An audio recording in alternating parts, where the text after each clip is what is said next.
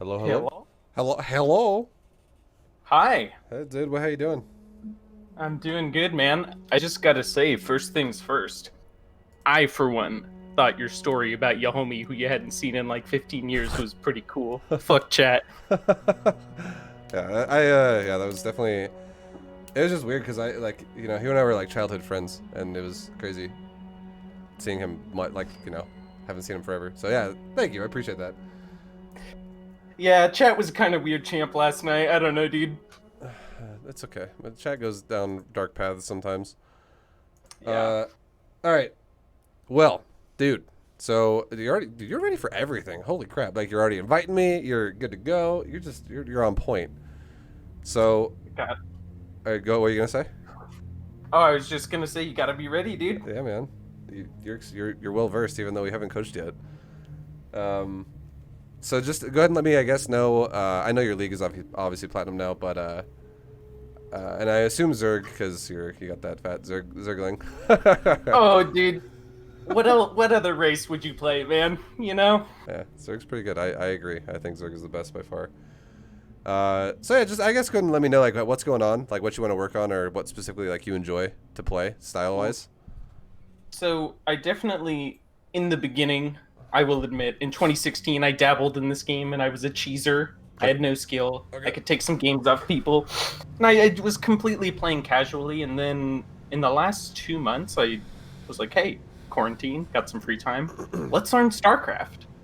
And so Nice.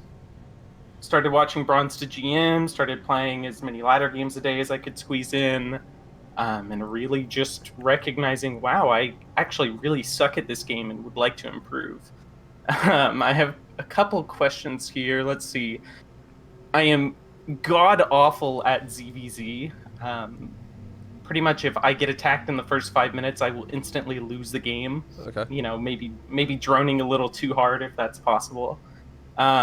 One thing in watching a couple of my replays, sometimes I try not to micro too much because, again, as you've said, that's not too important at my level. But I don't want to be, I don't know, running a bunch of lings into Colossi. Paying attention to the fight a little bit. So when I am microing like that, sometimes it feels like my micro is so bad that it is in fact anti-micro. Yeah, Like yeah. I would be better off doing nothing. Agreed. That's Um, most people's situation. Keep going. Yeah, Protoss late game, I don't know what to do. I don't even know what to build against like Archon Immortal, High Templar, that sort of unit composition. I just get completely shreked with storms and then I have here I also struggle really bad against early aggression in all ends. My defensive play is not very good. Sure. Okay. Well, I will say just a couple quick points about that is number one, when you're I would recommend highly when you're in plat anything like again before diamond when you're really working on that macro to really get it solid, make yourself have like it's not only like just learning what to do, it's doing it so much that it just becomes faster and like second nature to you. And Mm-hmm. this is paired best with units that are anti-micro units, like units that are very A movable. And a Zergling is not that. A Zergling is like, it's the same thing as like for Terran when I'm telling people to go mech and not bio. It's the same thing. Like Mm-hmm. Zerglings are like the bio of Zerg. It's units that if you don't micro it, it will die in seconds. Like you'll run into 5 Banelings and suddenly 80 Zerglings die. Or you'll run into like a couple Widow Mines or, your Lings will run into a wall and die. Or something like that. Yeah. So I would definitely recommend going back into Roach styles for you for now, just to Mm-hmm. really solidify your macro elements of your gameplay to make it really just feel good. Like if you're basically, this is the goal. Okay, this is the goal that you should have in the back of your head. If you can creep spread and keep adding on top of creep spread, and then if you can also handle injecting your hatcheries, and you can do these all pretty much on cooldown, and you basically like don't feel like it's overwhelming. If you Mm-hmm. can handle that, then you can handle other builds. But most of the time, people that are not yet, at least at the very, even diamond players struggle with this. But most of the time, people who are not even in diamond will struggle just to simply creep spread properly. Like, we're not talking 1 tumor or 2 tumors. We're talking like an additional tumor every 30 seconds. So we'll go up to like 15 tumors at one point. And then, it's just the simple mechanics of Zerg. Well, that's one thing that's Thank really you for the raid, frustrating for me Much is love. I don't know if maybe I'm just playing against a vast range of skills on the ladder, but some games I am not sure what my opponent's doing or if I'm truly just, cranking up the pace and playing higher octane, but some games it feels like, God, I'm hitting every single inject, the creep spread's all right for my level. And then other games, there will be times where I won't even get a tumor down because I'm so stressed from all the harassment. Exactly. Like, yep. I was about to say that. I was about to be like, I bet the games that you feel like things fall apart, there's like an SCV or something or a probe smacking a drone and being like, just running around your base, exactly, or like a Reaper or in a depth. Yeah. Yeah. So I joined the NA Contenders League and I got paired against 2 Masters players, and it was crazy because nobody builds Reapers in Platinum. Exactly. Not that quickly. It was insane how. The reason why they don't as well, why I really think they shouldn't as well, is because anybody who actually it's like every action you do has like 2 sides to it, and the more time you invest into harassing your opponent, lower league players do this all the time. The less time they'll invest into their own build. So if you have someone in the base being like, I'm gonna attack your base with the Reaper, and then he's in there for like 30 seconds, a Masters player will harass you for 30 seconds, and his build will look exactly the same as it would have otherwise. But like a gold or a platinum player will harass you for 30 seconds with that Reaper, and then his build will be like 900 minerals in the bank, supply block, no macro had happened for the last 30 seconds. And he's like, oh shit, I gotta go fix all that now. Yeah. Throws down like 2 command centers and like all at once and shit. And he's just like, well, I guess I can afford it. Yeah. So really, it's just understanding where and when to build things.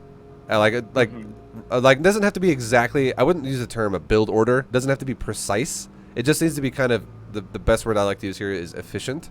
It just needs to kind of make sense on how you do it, but it doesn't have to be exact. Like, if for instance, some people will be like, if the build says 28 Roachhorn, you better fucking build that Roachhorn at 28, or the build's fucked. Like, you just ruined it. But if you build your Roachhorn at like 31, or like 28, or 29, or 30, or whatever, as long as you have the right idea about understanding what the hell makes sense, it's okay. So yeah, I mean, I guess if you, I don't know if you have any replays on hand that you want to look at, or if you want to more go into like efficiency, where we can create something of your desires. Like, we can make a build that you like, you're interested in, or you want to do. Yeah, I guess my question would be, for overall long-term building strong fundamentals, would it be better to, go with what you're saying and make a build order and just run that every game kind of blind, or should I not do that and just really try to learn how to adapt to what my opponent's doing, or does that not come till Diamond and Masters? So the build, this is actually what I would do for you every time, we're talking about the builds I would make for you. It's always a build that opens up with branched out macro. And what that means is it's a build that starts the same. It's like, imagine a tree, and you have like a tree trunk that's like the solid foundation of every build, and that's always the same. Like, the opener is the same, but then the build has ways, or it can branch out to different tech trees, different styles of play. So it can be a build you can get good at that will take you always through the early game, and then it will allow you to branch out in whatever way you want in the mid to late game. Cool. So yeah, I have 2 replays, and if you think replays is better for my development, or going over this sort of build over, we could do both. I could just kind of see what your tendencies are as a player, and see what your weaknesses are, and give you an idea what you can improve on realistically for yourself. And then we can make you a build as well. And if you have like the idea in your head where it's like, this is what you're good at, this is what you're weak at, and here's a build to also work on, maybe focus a bit harder on the things you're weaker at to really kind of bring them back up to par. Yeah. Cool. Yeah, man. So whenever you're ready, hit me up with that replay. And before you start it, make me lobby host, and we'll be good to go.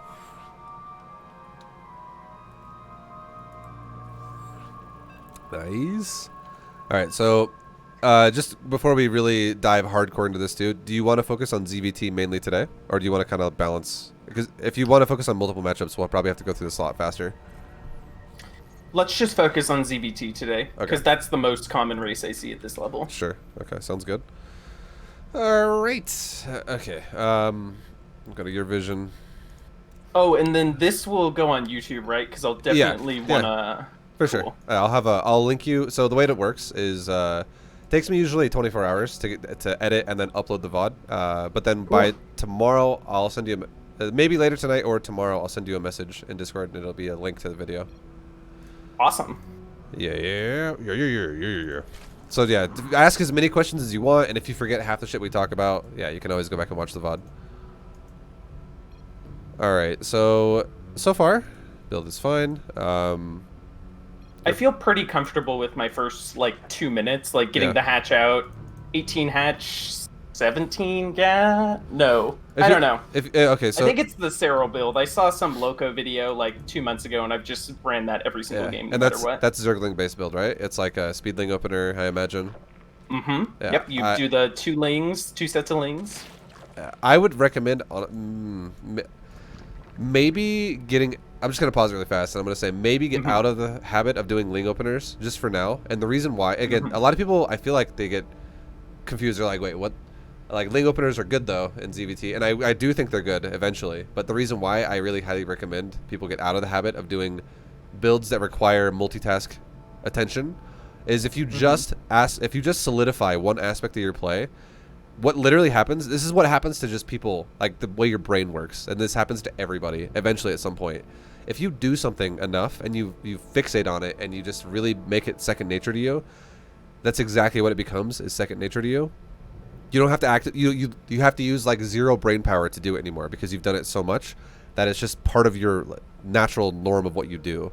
Once you get elements of the gameplay of StarCraft like that, adding another element to it then makes a lot of sense in my opinion, because I think it gives you the fastest improvement as a player, because you're not trying to balance everything, which really means you're balancing nothing, because everything's just falling apart repeatedly. It's like trying to fix a car crash repeatedly happening. You're like, oh, that's falling apart, that's falling apart, that's falling apart.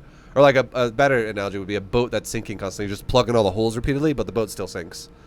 And you're like, well, they're just being overwhelmed.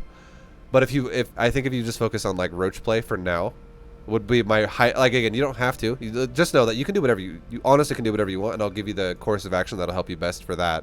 But my recommendation to you would be roaches for now, because roaches require no micro element from you, and it's all about understanding game priority and macro elements specifically, like mechanics of Zerg, and then it's just understanding like what to do in the end game, which is always kill expansions.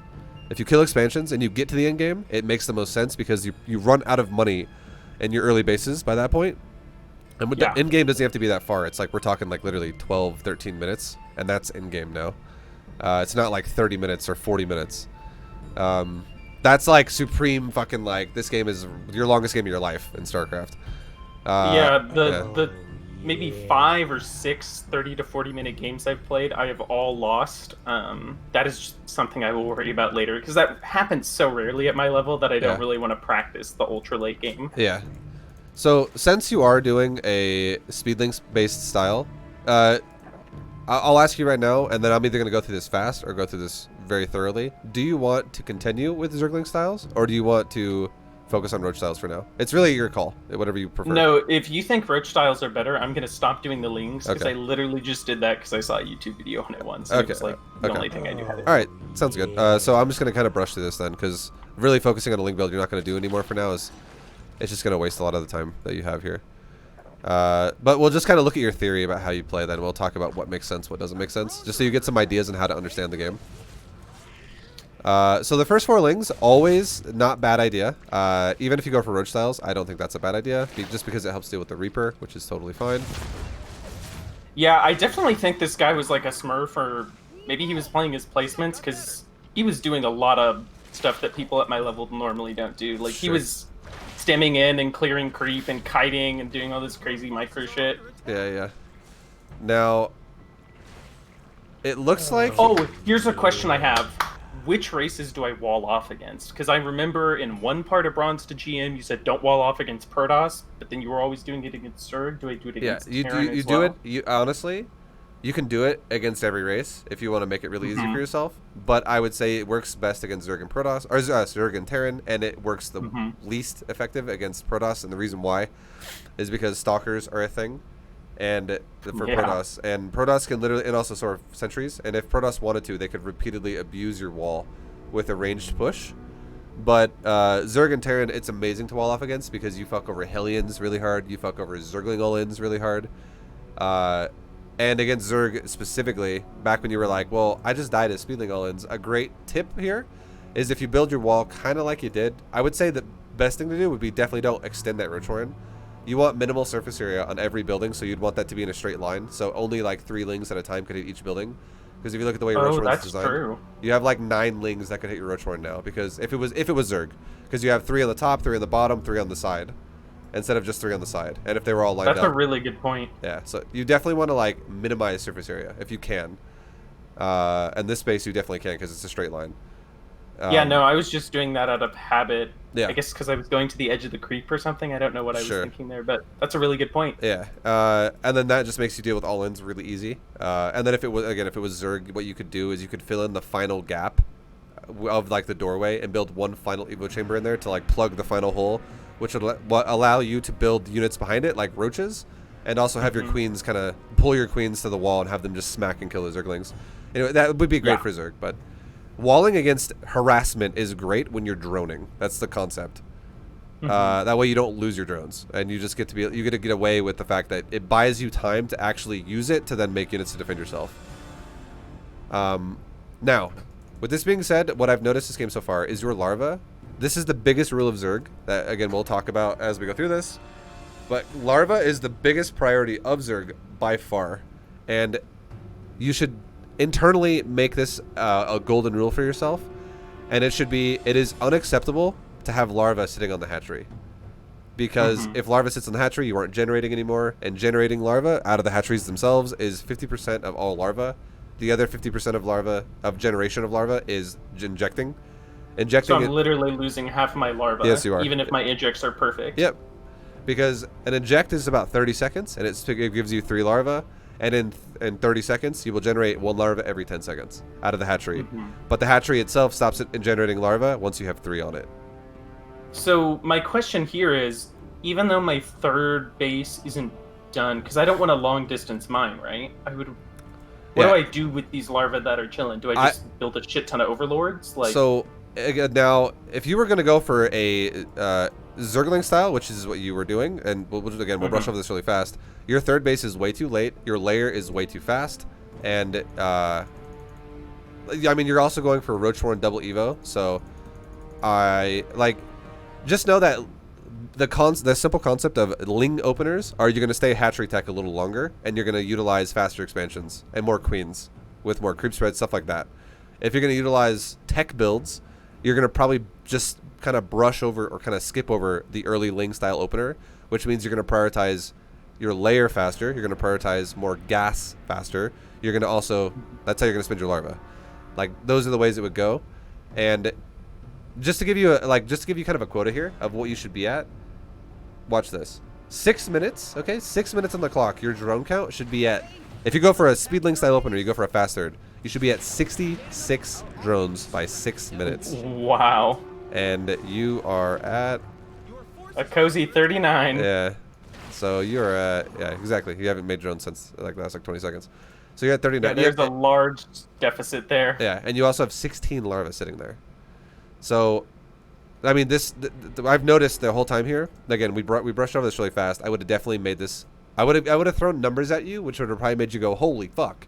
But if I had to guess how much larva you were behind right now, out of this build so far, out of the fact that your 3 bases are up and your larva capped on all of them, I would say, out of the first 6 minutes of this game, you already are 16 larva behind just because you haven't spent that larva yet, which is that's still waiting to be used.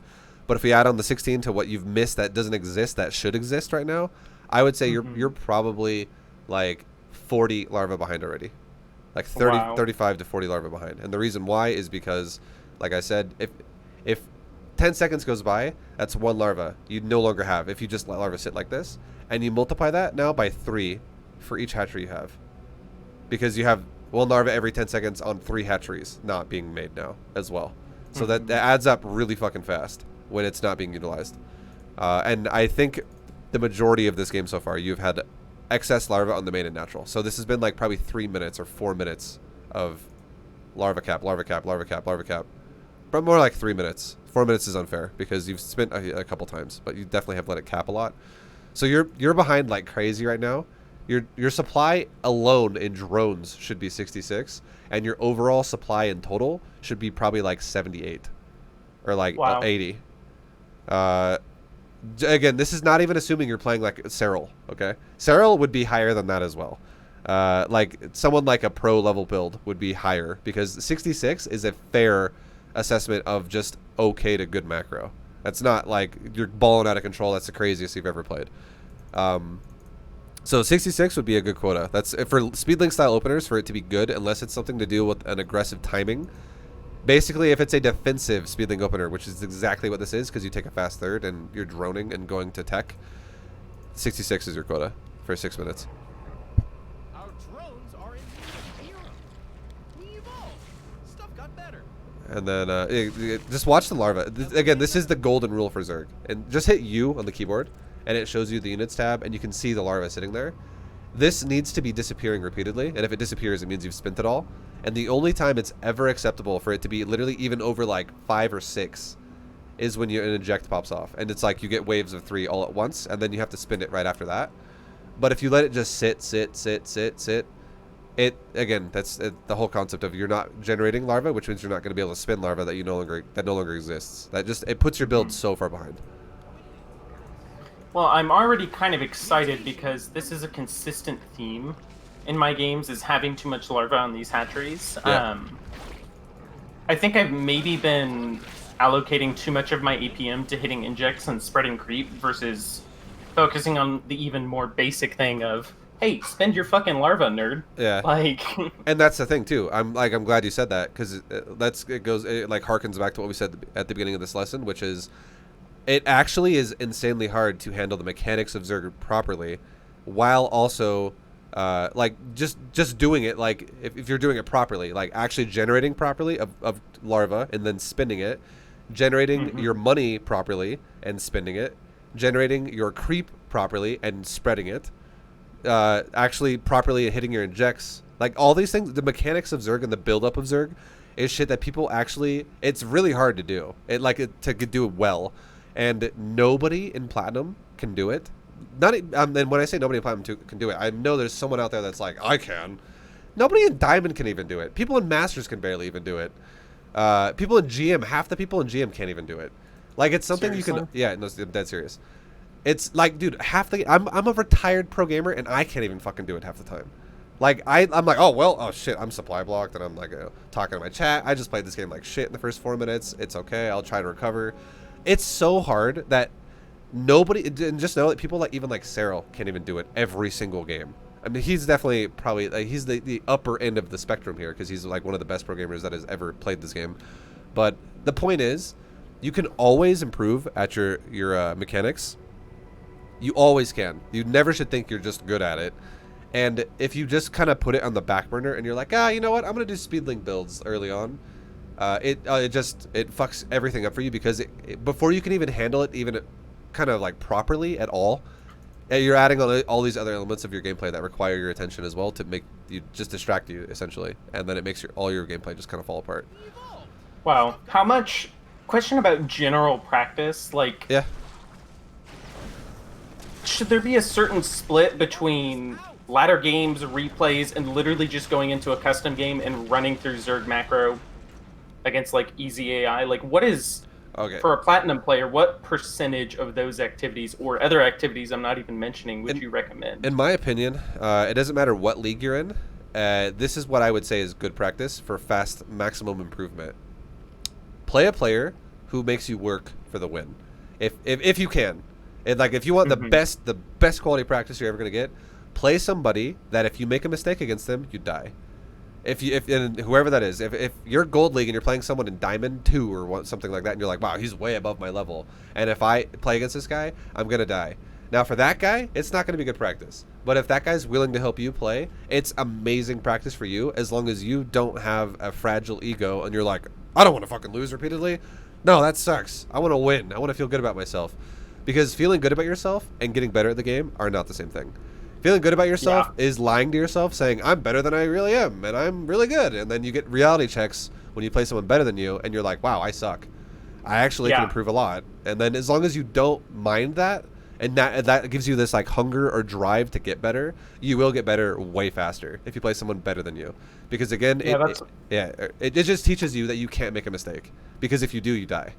That's why I joined the Contenders League, because I was like, you know, getting Shrek'd will probably be a really good constant reminder of the amount of practice there is left before I can even not instantly die in the first 2 minutes against these guys. Like, it's exciting, you know? And then if I were to say, what, like, besides that, playing ladder is always good filler. Because ladder will give you a range of opponents. Sometimes it'll be someone a little easier than you. Sometimes it'll be someone a little bit better than you. Whatever. It's impossible to have exactly the same skilled opponents every time.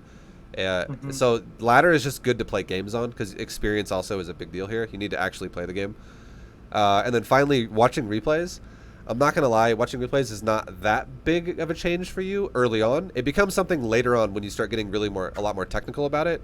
So maybe I would say start watching replays once you get to like Diamond League, but until then, if you do watch a replay, only watch yourself, do not watch your opponent. Like, watch your quotas, essentially. So the best way you can watch replays for lower leagues would be like, well, I'm going to just use myself. ViBE's Bronze GM game, he hit this timing at 7 minutes. What do I hit? Oh, I hit 9.5. Okay, why am I so late? Holy fuck. Like, if you actually look at the game timer, that's what you should look at for yourself as like a time trial. You can either compare yourself to somebody else, or you compare yourself, to your own time trials, and go, am I doing this actually fast or not? Because a lot of people look at StarCraft, and they look at the game they played against their opponent, and they base the win and loss of that game off of if they're playing good or not. And that doesn't mean shit. It just means your opponent might have played awful, or you might have played better than you normally do, but that doesn't actually, it's so random, it doesn't actually tell you what means what. But if you look at time is a resource that is always the same, and that is one that makes sense, where it actually tells you if what you did is good or not. Because it'd be like comparing yourself to like someone who's brand new, and you're like, I'm crushing that guy. This guy sucks. I played great that game, but yeah, the guy's brand new and he doesn't know what he's doing, and you might have taken like twice as long to do everything, but it felt like you were winning the whole time anyways, because he doesn't know shit. So time is the only resource to actually tell you if it's good or bad, when you don't know really what's going on. Yeah. Once you get to Diamond, the great way to use replays then is once you actually kind of understand timings and timers of what they mean and what actually seems appropriate. A good thing to look at replays once you're in like Diamond at least would be look at things specifically, like what does shit cost? What does like look at stats. Like start committing overtime stats of things. Like if you go, for instance, if you play a game and you go, you know what? I engaged that army of Terran and his Marines just fucking destroyed me. Okay, what? Like, let's watch that replay and look at how it goes. Let's say you just get owned and you're like, okay, what's the damage of a Marine? What's the health of a Marine? What's the attack speed of a Marine? Like, start literally like kind of like committing these stats to memory, because the more stats you commit to memory, like, and you don't have to do every stat all at once. You just play games, get experience, and you start remembering things as you go. You'll start to actually understand the game at a whole other level. Once you can actually no longer have to focus specifically on, is your build just fucked up? You know what I mean? Like, it doesn't make any sense to commit stats to memory if, like, you can't even execute a build properly, because nothing's going to make sense. But once you can execute a build properly, things start to make sense as to what actually can happen or what can't happen, because that's where it really, you start to really, like, you can hear me say efficiency and inefficiency, but you really start to understand what that even means once you can actually execute what is efficient. And then, because if you play against somebody and you're like, well, his build just sucked. I was efficient, he wasn't. There you go. That's what that means. But if somebody does something to you that punishes you, even though you played efficient and you proved it with a time resource, and you're like, oh yeah, no, I did do something that made sense, but I still died. Why did I die? And then you start really kind of breaking down like, oh, okay, well, my opponent literally fucking one-based me, and I went for 3-base, and that makes sense. I can actually die to something like that, and now I got to start paying attention to that. And now, what killed me? Oh, the Marine killed me, and this is what it does. And then you start to, like, the more that time goes by and you start to commit stats of units to memory, over time, it should not be something you do in, like, a couple days. It should be, like, a couple months to, like, maybe a year of playing the game, of, like, you start to really understand every unit in the game. You'd be like, well, I can kind of look at that army, and I can kind of just gauge it off of the feeling of knowing this is going to be a good or a bad one for me based off the fact that I kind of just understand what that army is capable of. Because a lot of times when you get people and you ask them a question like, you don't have to answer these, it's all good, but it's a lot of people, you ask them a question like, how much health does a Marine have? How much damage does a Marine do? I have talked to people in Grandmaster League before, have no fucking clue what these numbers are. And it's okay. It's what it just proves that it's okay that you don't have to know this. But if you do want to know what you're doing, committing these things to memory is nice, because a Marine has 45 health, 55 with combat shield, and it does 6 damage plus 1 per upgrade. And I've asked this question to people before that say shit like, "How much health does a Marine have?" I don't know, 150. Okay, how much damage does it do? 15? I don't know, 20. And you're like, no, if that was what Marines did, it would be fucking Jim Raynor, a hero unit that would own everything. It would just like destroy. Like, it's not what it does. Like, people say crazy shit. It's because they don't really commit shit like that to memory. They don't understand the math of the game. And, it's something you don't have to learn at once. It's just something I would recommend learning over time once you get better at the game. That's exciting, man. Because it just makes you understand what is capable of what. But yeah, again, the biggest problem for you for real, this game is 100%. Like, your build is kind of just all over the place, and the larva is always there. Like, I was, yep, yeah. built a spire for some reason. Yeah. Yeah, I'm actually really looking forward to hearing this Roach build, because I found that I've gotten to the point where just doing 5SH kind of ends up with me dying every game. Yeah. I don't know if people just have started learning how to destroy hydras at my level, but that bronze to GM shit doesn't work up here anymore. Oh, it totally will, dude. And I'm gonna show you why. I'm gonna speed this up for a moment here. I'm gonna show you something if it ever happens. I should say it is probably not working on behalf of my execution. So I'm it's totally fine. Right now you might be thinking like, oh shit, did I just like offend Vibe? And, if you think that, no, you did not. I don't give a fuck. But it's really all about exactly what you said. It's execution, and it's when people don't realize every second in the game it makes more sense. Or it matters more than every next second. So, like, the first second matters more than second 2. The second 2 matters more than second 3, and so on and so on and so on. Each second that goes by is a little less important than the previous one that happened already, because you can't get time back. And if you do inefficient stuff in the start of the game, it gives you a poor development for the late game. And worrying about late game things is irrelevant when if your late game has to be like a 10 out of 10 difficulty because your build up and your development was bad. It's a horrible way to play the game. Whereas if your late game is actually a 1 out of 10 in terms of difficulty, because it's easy as fuck, because your early game development was super solid, and that's what it. And I didn't have 16 unspent larvae chilling at my hatcheries. And that wasn't just for like 5 seconds. That was for like 3 minutes. Yeah. Well, honestly, it was for like probably 90% of your total game, because it's still happening even now, like all the time. That's crazy. I just want to see when you max is really what I'm trying to hit here, and I'm assuming it will happen because you guys are both getting high supply right now. And I know you're attacking, but okay, you are. I'll give it to you right there. You were so close. You right around like, let's get the exact second it happens. We'll just go to the 190. Okay, we'll go to 190 because 190. You have 5k resources, so you could easily max if you had just a little more. And you have 9 larvae there. You could easily max right now if you just made like 5 more meters or something. So I'll give it to you right here. At 18, yeah, at 1813, we'll say you maxed. Okay, 1813.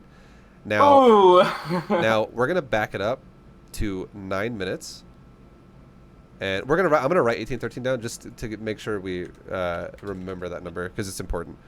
Now 9 minutes. Oh shit, Jesus, my bad. Okay, go back to 9. This is when I'm supposed to be maxing for my level, correct? Like well, 30, I think? Yeah, you can max even faster than this. I just want to look at this time and look at resources lost to see, because a lot of people might be like, well, there was a lot of battles that happened in this game, and that's why I didn't max out. But realistically, nothing had really happened up to this point. Like, there's barely anything dead, so no battles had actually happened yet. How do I do resources lost? Hit L. And you can. It's 3 units have died for the Terran and 15 have died for the Zerg. And Zerg is always going to be a bit high because it's like something like, for instance, Zerglings are like 25 minerals a ling, and it's like it just adds up super fast in terms of the units lost. But it really doesn't. it's almost like irrelevant because it doesn't actually cost shit really. So Mm-hmm. the fact that you both at 9 minutes have lost this little, it's essentially almost like nothing has happened. It's very minor. Because as the game is going to progress, you're both going to lose like 10,000 and beyond. In a game where you both max out and go and stuff like that. Yeah. So now, with this being said, let's jump out of this really fast. Let's go ahead and leave this replay. I can see what Okay. your weaknesses are. It's honestly your mechanics, and specifically your larva. Fixing that will definitely help you a shitload. So now, perfect. You know your shit, dude. Oh yeah, I was gonna ask for the leader. You already gave it to me. Hell yeah. Bro, I'm like 2 steps ahead of you. Damn, dude. All right, so now I'm going to make you a observer, and then I'm going to give you a benchmark now for Zerg, and I'm going to ask you a question, okay? Or no, you know what? No, I'm not. I'm going to give you a build that's going to do this. This is what you can do with this build, okay? I'm just going to tell you what it can do. Okay. This build is going to max you out first, okay? It's going to max you out. You do this build again, it doesn't have to be exact to this exact build order. I'm not exactly asking you to be like, okay, at 42 I do this, at 58 I do this, at 61 I do this. Don't give a shit about that. Just understand the concept of this build is the priority is spend your larva as a #1 priority, spread your creep as a #2 priority, and then #3 priority would be just try to make the same shit essentially. Like if I'm making roaches, make roaches. It doesn't have to be exact. It just has to be the concept. If you just spend that larva and you just spread that creep, you're gonna have so much more control of everything in the game. Cool. Really, the larva is the big one. I feel like you just have to really understand and respect that one, and your Zerg power will just fucking explode. You'll be like, wow, I can make shit like crazy. It's so fast. And yeah. He's too powerful, dude. Yeah, man. Yeah. But that's really how it goes, and I'll walk you through it as we go. So, like, as if you were to watch this again, you can always get a refresher as to how it's supposed to go, like what makes sense. But yeah, we're gonna be doing a roach opener, and then we're gonna go into roach hydra, and then you can do whatever you want once you max. You can go, I want to go ultras, I want to go mutas, I want to go whatever the hell. I don't give a shit. If you want to experiment and go beyond whatever, at that point, it's okay, because at that point, you've already developed your economy, and then you actually could fuck around with micro if you wanted to, because the important parts are over already. Like, the developing stages are over.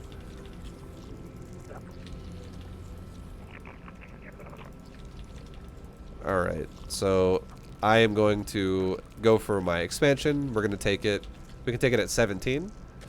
The initial 3 buildings against Terran can always be the same, because it's really easy to hit these.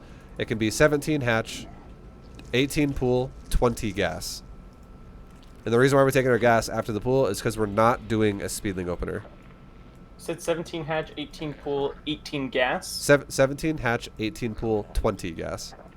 20 gas. Whoa, Yeah. that's way different than what I've been running. I like it. Yeah, it's because you're doing a speedling opener, but you're not really doing what you're supposed to be doing with speedlings.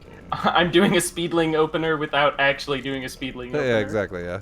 Yeah. Like your tech was way too fast with it. You weren't harassing him at all with it, and you weren't even guarding yourself with it because you had a wide open mineral lines. And then yeah, stuff like it's just speedling openers require a lot more low tech, more larva usage, more control of the game, stuff like that, and more stuff queens. I don't have and won't have for a while. Yeah, like it's that's why I would recommend you start working on the stuff like that, maybe around like diamond minimum. Because right now your biggest goal should be just having a game where you go, fuck, I really smashed the crap out of that larva. That was really good. That's what honestly your goal should be, and if you can do that, every one of your opponents right now is going to be like, well, that was a joke. That guy just died. That was a joke. It's going to feel easy as hell. Because again, you didn't... Ooh, I'm gonna 5SD so much, dude. Yeah. You have no idea. At 9 minutes that game, just remember this. At 9 minutes that game, you were at 103 supply. At 9 minutes. And then you did not max out until like 18-13. Barely. Yeah, and yeah, they were like the 190 supply. But it's okay, it doesn't matter. Alright, so I'm going to make 4 lings at this point, just, again, against Terran, and this is what you should do too, just in case somebody makes a Reaper, because it could happen. And if a Reaper comes to your base, do not give a shit about it. Just A move towards it, and literally just let it happen. Don't even be like, I'm gonna micro and save all my lings. Like, who fucking cares? Don't care about that. Like, if you're higher level, yeah, you should care about that, but because you can handle it. But for now, let him be the one who's like, I'm kiting your lings and I'm not making SCVs and I'm getting crazy efficiency out of this Reaper because it's not dead and it's killing stuff. But in reality, he's not macroing anything while you're just like, well, you can kill 4 lings and I'm just gonna make like 15 drones. Yeah. That's good to hear, because I haven't known, like, how much attention should I be giving this Reaper that's trying to fuck me up in my natural? Yeah, like none, literally. Like, send your lings at it. Just you make them for that reason specifically, and then just forget about it. Because by the time your lings die, if they do die, your queens will be out, and then your queens can do the same thing. Your queens can be like, hey, get the fuck out of my base, Reaper. And then you really should just always be muscle memory hitting 5SD, 5SD, 5SD, or whatever your hatchery hockey is. It actually is 5SD. Yeah. Now, we just made our larva. Our first inject just popped off, and I spent all of it. Then I threw down the Roach Warren. Then I threw down the gases after the Roach Warren double evo. I spent the larva first off of the inject, and then I build the buildings. You should always do this. First inject, Roach, double evo, 5SDing all the way up to that I point. am never stopping 5SD. I literally haven't stopped hitting 5SD once. I just know, this whole game so far, I've been hitting 5SD, 5SD, 5SD about every 2 seconds. Even if I have no larva, I'm 5SDing, 5SD, 5SD. Because what's going to happen is if I make that muscle memory, the second I have a larva, it's being spent into a drone. Spent into a drone. Spent into a drone. So it's not sitting there. And you did not get ling speed, correct? I did not get link speed. But you did get a layer. So And you didn't do anything with pulling the drones off gas, because that's something I don't want to worry about. That's cool. Yeah, so the build again was 17 hatch, 18 pool, 20 gas. I made 2 queens and 4 lings as soon as my pool was done, and I made nothing else but drones. When my first 2 queens finished, I made a 3rd queen out of my natural, and I made a layer out of my main. Cool. And then other than that, 5SD, 5SD, 5SD, 5SD, and making overlords, obviously. And then I did not make anything but drones until I can spin my larva until my first inject was out, and I then spent my first inject. I spent all the larva first. I didn't make my larva wait to make the Roach Warren and shit like that. The tech comes later. The Roach Warren and Evo Chambers come after I spin the larva. Otherwise, if you make it early, you're going to lose drones off the mineral line, and you're going to have larva sitting there, because it's also the cost of the buildings. Then, so I inject first, spin the larva after the first inject, and then I make double Evo plus Roach Warren plus double gas. I then go back to 5SD, 5SD, 5SD until I am fully saturated on the natural, and I have a fully saturated main minus 1 gas. So I haven't taken that 1 gas in my main still, and I still haven't done it yet, which is okay. But then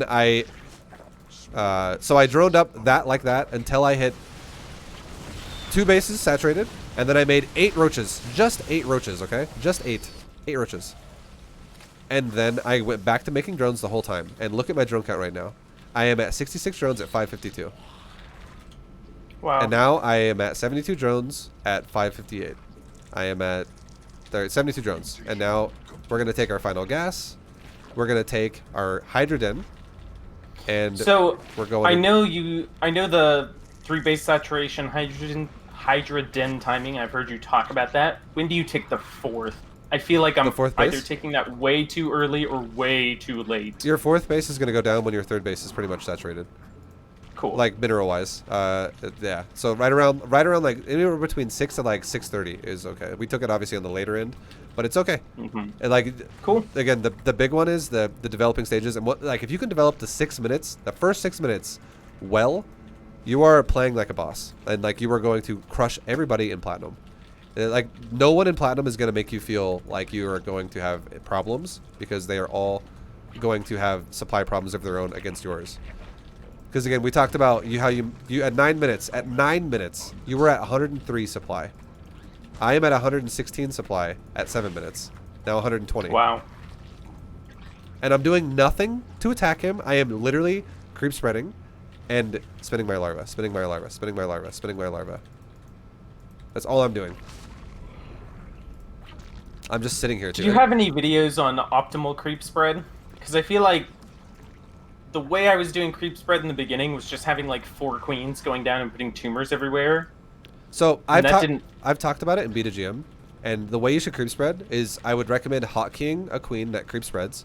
Either put it on like Yes. 2 or something, and then you can double tap it to always go back to it. But when you creep spread, Mm-hmm. always creep spread in a line from bottom to top, or left to right, or right to left, or whatever you want to do. Just creep spread a line. Don't go. Cool. Don't do random tumors, and do it in a sequence where the second you go, okay, I'm gonna creep spread, you do all of them. You don't go, I'm gonna do 1 tumor. Okay, I'm gonna do something else. Okay, I'm gonna come back and do 1 tumor. I'm gonna do something else. Okay, I'm gonna do 1 tumor. I'm gonna do something else. You go, okay, I'm gonna do a round, and you go like this. I'm gonna go bottom to top. Spread, spread, spread, spread, click spread, click spread. Okay, cool. And then as you spread, you can go, well, I feel like I missed a spot. Let's fill it in with my queen. Like, there's a spot Okay. that's becoming open. Let's go fill that in with my queen now. And that's all you do And repeatedly.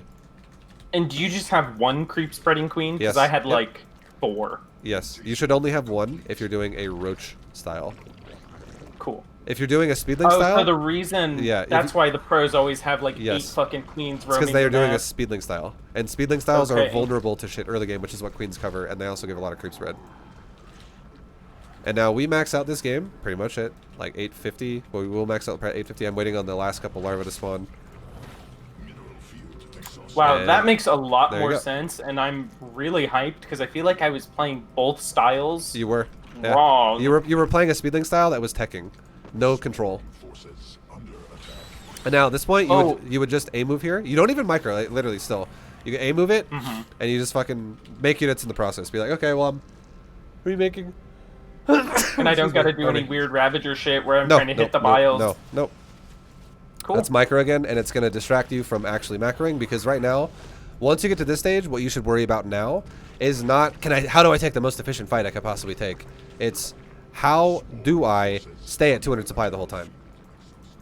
And if you can't, if someone out there is like, that's impossible, you can't stay at 200 supply the whole time because you're losing units. You're wrong. Yes, you can. If you're going Roach Hydra, you totally can stay at 200 supply the whole time. And the reason why you can't is because you are not injecting your hatcheries once you have an army. And I guarantee your queens all have 100 energy, or like 150 energy. You totally can. Yeah, the games where I get to 200 supply, I feel pretty unstoppable. Like 5 base, 200 supply.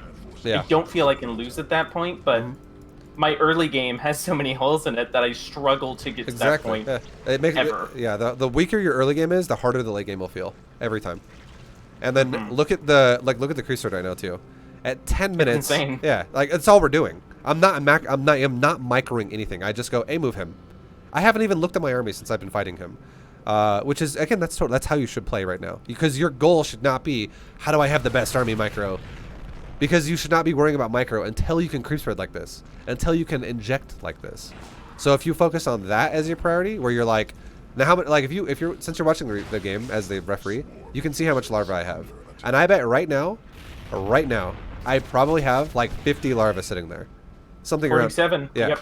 And look at my army size of group 1. It says 43. So even if I lost this whole fucking army, I could remax it because I have an excess of larvae. Wow. And people that don't respect that don't remax it, and they're like, you can't do that. Like, and people that also don't creep spread like this are always like, I don't know what he's doing. If you just, and again, I'm not talking about you. This is just shit I hear all the time. This is just shit this is your priority. If you focus on the mechanics of Zerg, suddenly everything else about the game feels so easy. You're like, wow, I actually can do all this stuff. I know exactly what he's doing all the time because I have creep everywhere. And even if I lose an army, I can instantly remax because my goal is never let my drones mine inefficiently, so I always have a lot of money. So every time a base mines out, I always transfer drones around, and I can always expand again, which again gives me more larvae. I can always inject my bases, so I always have shitloads of larvae ready to go every time I lose my supply. And then I always have, when I'm not doing the drone transferring, when I'm not doing expansions, when I'm not doing injects, I am always spreading the creep. Always spreading the creep, because that creep spreading queen is still out, or it was out there enough to make a shitload of tumors to where this is like a full-time job, and I'm always having to spread so much creep all the time. Like, it just never ends. And when it does end is when you're literally having creep consume the Terran's supply depots at his wall, and he's like, fuck, creep is in my base? Oh my god, like I can't, like I feel like suffocated by Zerg right now, and it makes all of your units not only see everything, but they get across the map super fast, and they can reinforce mobility-wise really quick into his base again and again and again, and that is how you just consume and kill your opponent. Wow. Spoken like a true Zerg player. Yeah, man. It's all about your upkeep and your mechanics. It's not about how close you are to Serral with the game you watched him play with Micro. And that's what everybody focuses on, because the only way people learn StarCraft for the majority is they watch a tournament. And what do they watch in a tournament? They watch fights in a tournament because it's what's exciting. They don't watch macro because it's boring. But if you macro, you will win so much more. And then if you macro to a point where it's no longer something you have to think about and you just do it, then you also can start microing because you actually macro with it. But players that just get caught, you know, they get ahead of themselves and they're like, I'm Silver League, I'm gonna micro now. Those players don't macro. The players you see in pro tournaments that you're watching them micro a fight, they are multitasking. The players you watch try to replicate that in lower leagues, they are tunnel visioning. It's two totally different concepts, because multitasking means you're actually doing everything, but tunnel visioning means you're neglecting everything else and you're just focusing on micro only. And a lot of times if you don't even know how to micro as well, you're over microing to a point where it's making it a negative, like you were saying earlier. It's very true.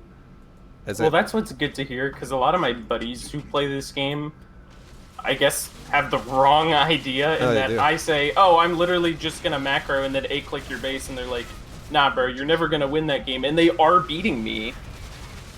What league are your friends in that are saying this? They actually don't really play ranked. They pretty much exclusively play in the friend group. But okay. I'm still like the mid-level player. I'm not the worst in the group, but not the best. I'm telling you right now, if you max out at like 8 to 9 minutes, every one of your friends is going to be like, dude, are you on fucking roids? Like, what the hell are you doing? Like, holy shit, you are actually destroying us. Because if the only way that your friends like that are going to beat you is if you have a game where you're at 100 supply at 9 minutes. And you're like, well, I'm just not spending 17 larva that's sitting here. It's the only way that they're going to beat you. If you actually spend a larva like that, and you have, and again, remember your drone count was at 39 at 6 minutes, and we had 72. And that has nothing to do with, like, this is not something that I think you can't do. I'm not like, bro, I'm a world-class player. Good luck hitting that 72.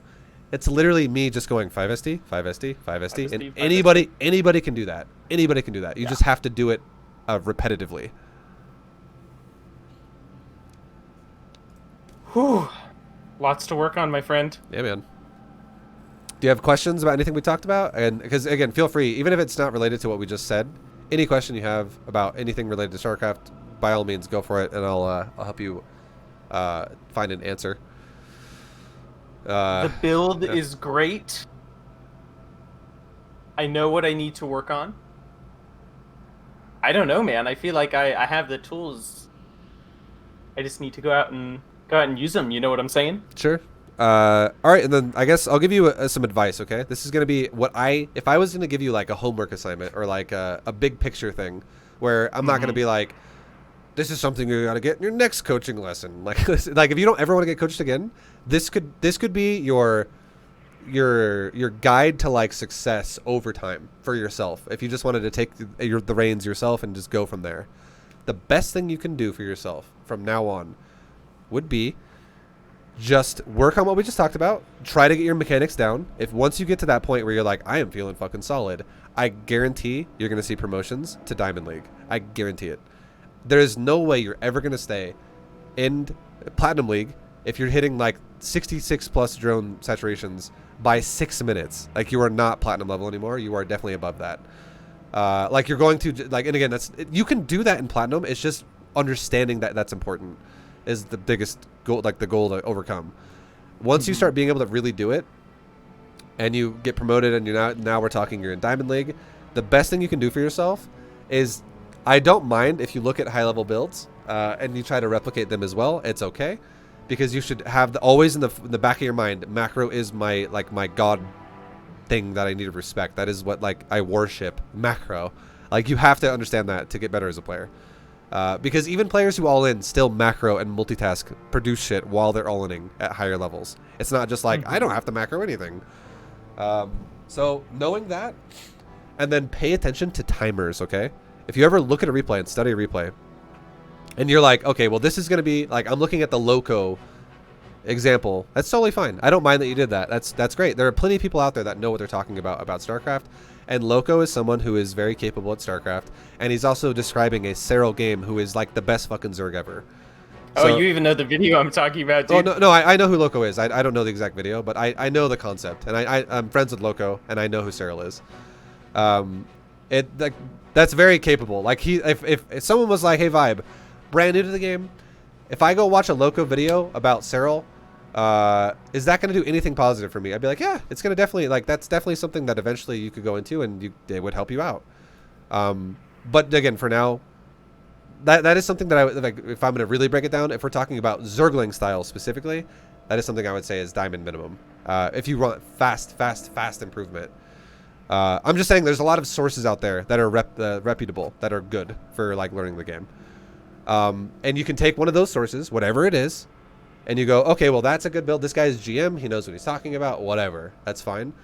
And you go, okay, now that I'm going to study this build as like my new build that I'm going to try and hit my own playstyles for, look at the game timer. That is the one thing you should always look at when you try to replicate a new build. Because if you're like, well, I'm doing his build, why is it not working for me? But you don't look at the game timer, and you're like, well, some games I win and some games I lose. That is irrelevant. That is so irrelevant, because sometimes your opponent might play like shit, and sometimes your opponent might play really well. And it has no bearing on how good you are. But the way you can have a bearing on how good you are, again, comes off of the timer. Because that's actually yeah, exactly. That is the one constant that is actually something you can measure your skill against. And know if you're playing well or poorly. Even if you win, you could still play like shit and go, wow, I can really improve there because I was way off. That's really good to hear. I guess here's one thing I wanna ask. It looks like we've just about hit an hour. So yeah, you're all good. Take up too much of your time. In terms of mindset, I really don't care too much about win-loss ratio. That's good. Yeah, I'm generally like, hey, I'm just playing to learn, playing to improve. There are times I've had about 2 20-game like losing streaks, or maybe 1 or 2 wins sprinkled in there. That gets a little demoralizing and decreases the probability that I'm going to keep playing. Yeah. Like over the coming days. For sure. Have you found anything? Is there, I don't know, is there any antidote to crazy losing streaks and some of the demoralizing stuff that comes with that? You just have to understand, whenever you lose and win, that you have, your MMR is not a specific number. It is a range that kind of has an overall bearing on how good you roughly are. So just because you are 3,500 MMR does not mean I'm exactly 3,500. It means that you could be on a bad day 3,100 and on a good day 3,900. Like, if you're playing well or playing poorly in a good game or a bad game, like, it means your MMR is a range. And also, not only that, but it means your style might kind of own somebody else's style. So you might be on the more like the high end, like the 3,900 end, versus someone whose style is weak against yours. Like, what if, for instance, you're really greedy and people who all in kind of fuck you over, but people who play too safe, you destroy. So sometimes someone's style is, like, styles mesh up sometimes, and it makes you play on the low end or the high end. So just understanding that there is always variance is a big deal. Which, so losing might mean you just got unlucky a few times here and there, or you got lucky or whatever. But efficiency is a big thing in this game. And once you get to a certain point where, let's say you lose a lot, and you're like, well, I just went on a big losing streak. It actually gets to a point where your MMR will go to the lower end of your range of what you're capable of. And now you're going to start beating people no matter what you do, because efficiency of how good you are, just in that whole sense of a word, how efficient you play the game. Even if you do something like where you're really greedy and you run into someone who's really all in, if you just do shit more efficiently than they do, like they do their all in less efficient than you do your greedy style, you will still win either way, even though their style is supposed to on paper counter yours. And you'll go through winning streaks. So the more you lose, the more likely you're going to go through a winning streak later. And winning streaks are obviously fun, but just don't get caught in the trap of when you win, you feel like that's now your standard, and when you lose, the game sucks ass, and you're like, this is boring. Like, I'm not having fun. Like, it always goes back and forth. It will continuously happen. It will never stop. No matter what game you play, there will be wins and there will be losses, and sometimes they will streak, and that just comes from the fact that you might have gotten unlucky Because the first game, you got someone who fucked you over style-wise. The second game, you got someone who fucked you over style-wise. The third game, maybe you just played less efficient, and you should have won that game, but you just didn't play as efficient as you should have, and you lost that game. But every time you lose, your range is getting lowered, like to the lower end of what you're capable of, so you're going to win eventually and go back up again. It increases the probability that the pendulum will swing the other direction because Yeah, it mistakes does. won't be punished as hard. That's Yep. good to hear. This is my first serious, like, super competitive game, so Yeah. I'm still adjusting to some of those quirks. Yeah. Let's do this again in 2 weeks if you have availability. Yeah, man. Just hit me up. The way I always do it is, just somebody who's like, hey, ViBE, I want a coaching lesson. And if they purchase it, I will record that. I never am like, well, you missed your chance. You paid fucking a month ago and it's gone. You got to pay again. Like, I never do that to people. So whenever someone prepays, they can reserve a day, and then I just keep that day reserved for them, and then we Cool. coach. Easy peasy. Do you have... Let me look here. I don't know how far in advance your calendar is, but Wednesday, August 12th, similar time? Send me an email, and we'll talk about it then. Just because I'm not 100% sure off the top of my head. Because I have... Cool. I usually always will have, like, 10 lessons that are, like, tentative, or they're, like, they haven't reserved a day yet, but they're up in the air. And then, like, 3 or 4 lessons that are solidified in a day. So, I don't think so, but send me an email just to be 100% sure. Awesome. Thanks, man. All right, man. Thanks for doing it. Good luck. And I guess I'll talk to you later, dude. See ya. All right, later, bro. Bye. All right, guys. That has been another coaching lesson. Hell yeah, man. Trapezoider, much love. Thank you for doing a lesson. If you guys liked it, if you enjoyed it, go check out more videos. I will see, many out there, and they can all help you. I guaranteed. Lots of ranges of skill in StarCraft. I have lots of lessons, lots of analysis, lots of bronze to GM stuff for all ranges of skill. Go check it out if you want to get better at the game. If that's what your goal is, guarantee it'll help you. But thanks for watching. I will see you guys in the next one. Until then, much love. Take it easy, and adios, guys.